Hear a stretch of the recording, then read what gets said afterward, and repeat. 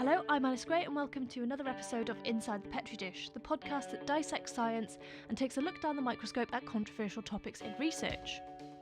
In this episode of Inside the Petri Dish, we're going to be continuing our journey exploring immunisations and vaccinations.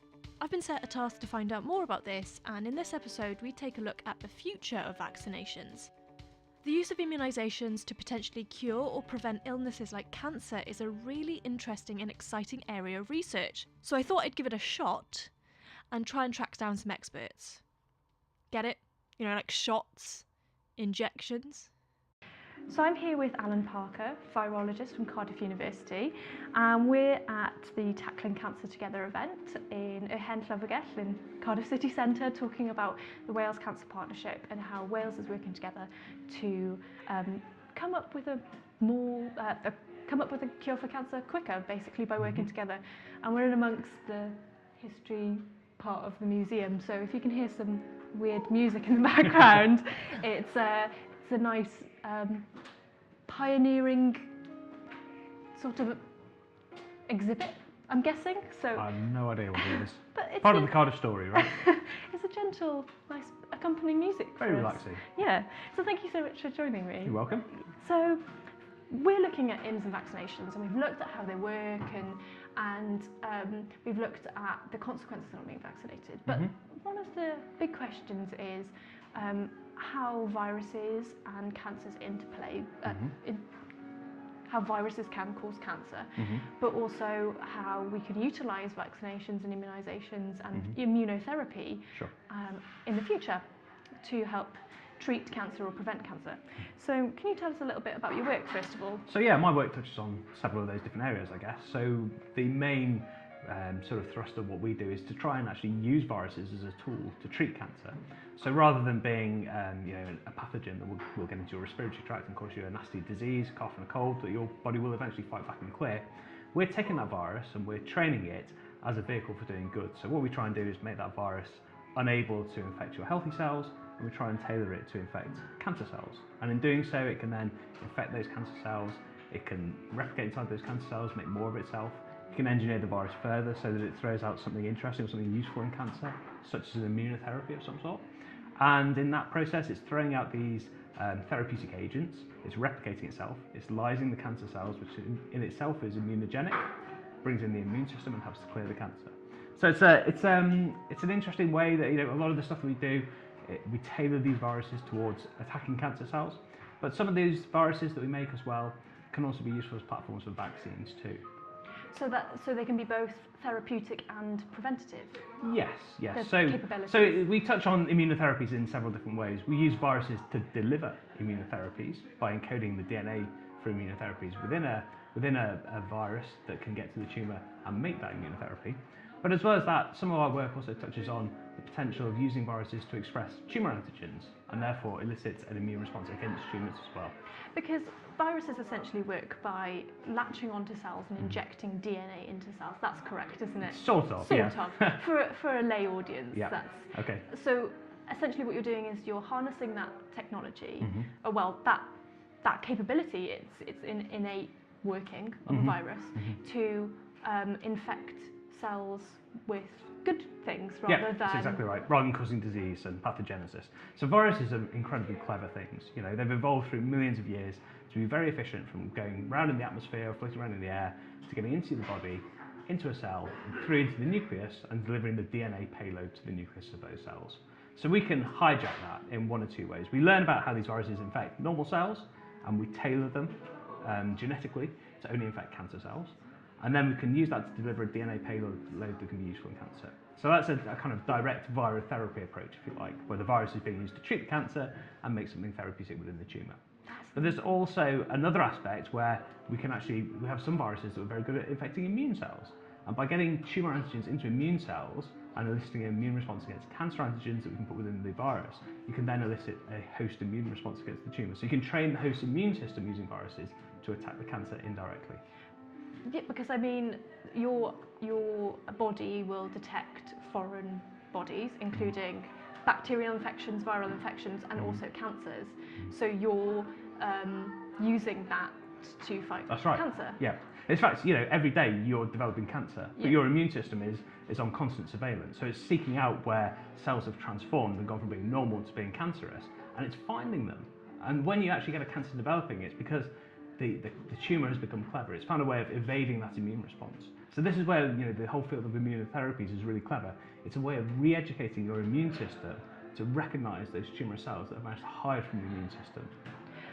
Because they almost work like a parasite in the sense that they try and evade response from your body. Yeah. So by using immunotherapy, you are harnessing and heightening our internal responses anyway. That's correct. That's amazing. Yeah. And so you're not actually, when we think of ejecting ourselves with a virus to make ourselves, you see this in sci-fi films, it makes us, superhuman. That's right. When actually, we're just heightening on what we already do on a daily basis. That's right, exactly.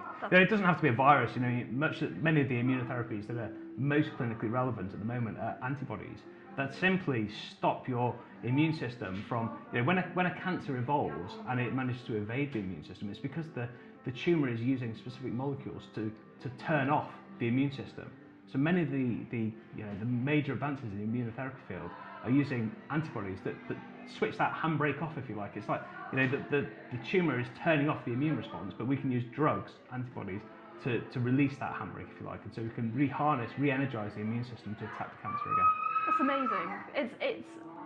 It's fantastic what scientists, for me as a Welsh person, the scientists in Wales are doing to help tackle cancer, as it affects all of us. 1 in 2 people will get cancer. So in terms of using immunotherapy, is it something that you would have maybe when you were younger? Because we already see the HPV vaccine being used, and that already having an effect in the number of people who are having cervical smears. So would that be something you envision as being something you have when you're younger as a preventative measure, or used alongside cancer therapies? Well, so for HPV-related tumours, and that has been, of course, revolutionary, that is a very specific type of cancer that's caused by the virus. So in that scenario, it's if you like, a traditional vaccine response where we are actually stopping the cancer forming by getting rid of the virus, or stopping being infected by the virus that causes the cancer in the first place.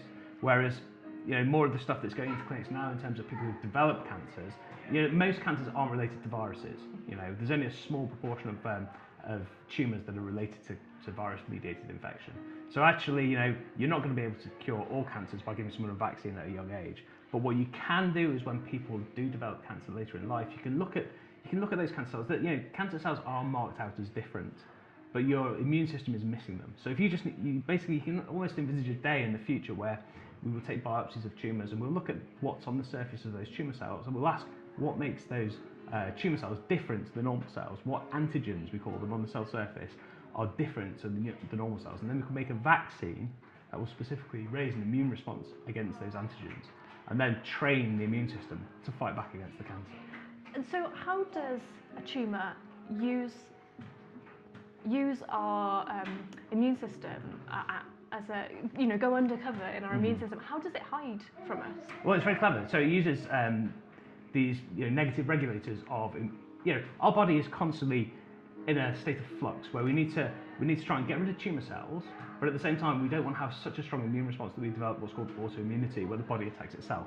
So we have to have these negative regulators on our immune cells to stop our own immune system eating ourselves up, if you like. So what the cancer does is it basically regulates certain key molecules on the cell surface to switch off the host immune system. So even though the tumour is developing, it upregulates these markers on the cell surface that will switch off the immune system. And that's where a lot of the new immunotherapies that are coming into the clinic now are able to actually bind and interfere with that interaction between the cancer cells and the immune cells to help re-energise the immune system and take that handbrake off, if you like, and get the immune system attacking the cancer cells again. That's pretty interesting. So one of the things we've talked about is how we could utilise public engagement to raise awareness for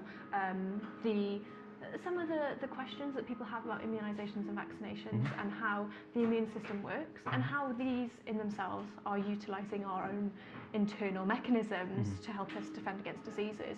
So that's pretty similar to what we're talking about here. Yeah, that's right. So, you can see it, you can envisage a situation where actually we're fighting cancer on two fronts. We have to turn off these negative regulators using drugs that are going into clinics now that are actually working really well.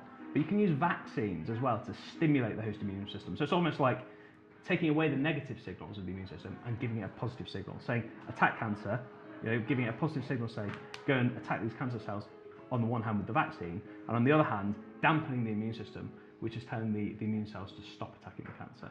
So it's kind of a war on two fronts, if you like, with the immunotherapies. And how far are we from? So we already see these in clinics then? We do, yeah. No, immunotherapy. So things like, they have big long names like ipilimumab, nivolumab, pembrolizumab. These are things that are really revolutionising cancer care now. In fact, they're the new big thing. I would say there's been nothing bigger in the last 20, 25 years. What we're now seeing as well is sort of combinations of where we're using vaccines and immune checkpoint inhibitors. Okay, so this kind of biphasic thing where we get rid of the negative regulators and we enhance the positive regulators of attacking the cancer cells. So that's quite experimental now. In fact, there are some trials of that that are going on in Cardiff, where they've looked at dampening the immune response so that the bad immune cells, if you like, are switched off, so that the negative regulators of the immune system are switched off, and also a vaccine against an antigen called 5T4. So that's something that's happening now in clinical trials. Yeah, that's amazing. It's always amazing for me to see science actually moving into everyday life, and it's great to see at a Welsh scale, as I said, Welsh research making a really big difference in cancer treatment. So thank you so much for joining me today and chatting to me about cancer and giving a positive spin on something that is really a scary thing for some people. Sure. So no thank problem. you so Thank much. you.